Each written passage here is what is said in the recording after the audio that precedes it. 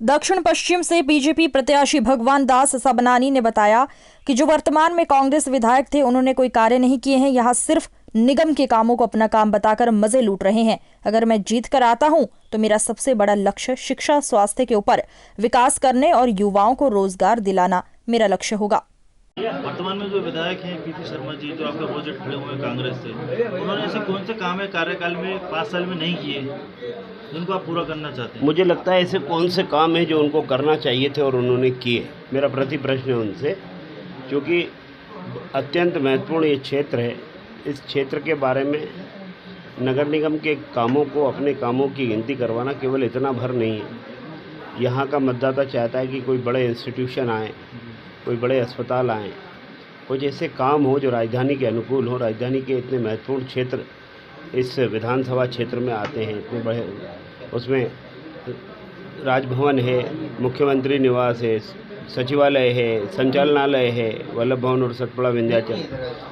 इसके अलावा यहाँ पर रहने वाले जो इतने हमारे प्रमुख माने जाते हैं, उसमें चाहे सरकार का हिस्सा रहते हो या सरकार का तंत्र रहता हो, शासन प्रशासन जिस क्षेत्र में रहता हो, 74 बंगला हो, 4 इमली हो, 45 बंगला हो, बाद इसके न कोई आपकी कल्पना है, न आपकी कोई योजना है।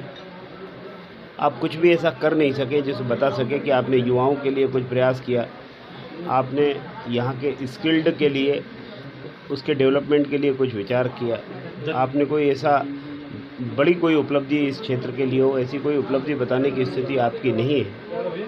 आपने किया क्या? नगर निगम के किए हुए के कामों को बताना, मुझे लगता है कि ये जनता के साथ तो कम से कम न्याय नहीं है, क्योंकि नगर निगम के कामों के लिए तो जनता महापौर को और नगर निगम के पार्षदों को चुनती है। दक्षिण पश्चिम की जनता से आप क्या कहना चाहते हैं? मैं यही आग्रह करना चाहूँगा, क्योंकि इस क्षेत्र में संभावनाएं असीम हैं। हम काम कर सकते हैं, सरकार का सहयोग मिलता है।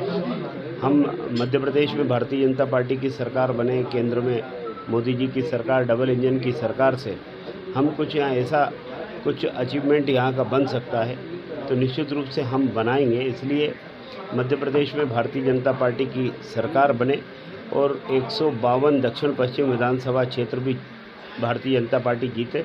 इसलिए इस क्षेत्र के विकास के लिए अत्यंत मुझे लगता है आवश्यक है कि जनता का आशीर्वाद हमारे कामों को देखते हुए, हमने जो काम किए हैं, माननीय शिवराज जी ने जो काम किए, माननीय नरेंद्र मोदी जी की जो सरकार के काम हैं, उनके आधार पर भारतीय जनता पार्टी की सरकार बने और हम और ज़्यादा सेवा कर सकें। शिक्षा, बेरोजगार और मेडिकल की फील्ड में कोई रुझान है बीजेपी का? हर फील्ड में रुझान है। देखो, एक बेसिक चीज़ है ये,